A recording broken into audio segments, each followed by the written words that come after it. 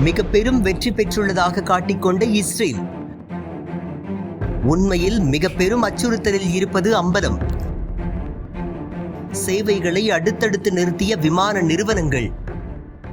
Hezbollah மீதான pager தாக்குதல், ஹசன் நஸ்ருல்லா கொலை என அடுத்தடுத்து தங்களுக்கு வெற்றி கிடைத்து வருவதாக இஸ்ரேல் காட்டிக்கொண்ட நிலையில் மீண்டும் பலத்த அடியை எதிர்கொள்ள தொடங்கியுள்ளது.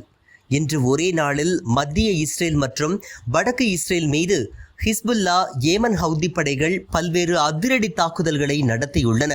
தெற்கு லெபனான் மீது தரைவழி தாக்குதலை தொடங்கிய இஸ்ரேல் திடீரென்று பின்வாங்கியுள்ளது. லெபனானிற்குள் இஸ்ரேல் நுழையவில்லை என ஹிஸ்புல்லா கூறியுள்ளது. லெபனானுக்குள் இஸ்ரேல் நுழையும் திட்டத்தை அமெரிக்கா முன்கூட்டியே வெளியிட்டு விட்டதாக இஸ்ரேல் மூத்த இராணுவ அதிகாரி ஒருவர் குற்றம் சாட்டியுள்ளார். தற்போது ஏற்பட்டுள்ள குழப்பம் பற்றிய பின்னணி வெளியாகவில்லை. இந்நிலையில் பிரபல விமான சேவை நிறுவனங்கள் அடுத்தடுத்து இஸ்ரேலுக்கு வழங்கி வந்த சேவையை நிறுத்துவதாக அறிவித்துள்ளன.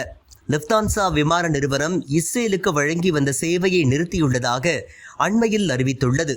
முன்னதாக Swiss International, Brussels Airlines, Austrian Airlines மற்றும் யூரோவிங்ஸ் நிறுவனங்கள் நவம்பர் மாதம் வரை இஸ்ரேலுக்கு வழங்கி வந்த சேவைகளை நிறுத்துவதாக அறிவித்திருந்தன.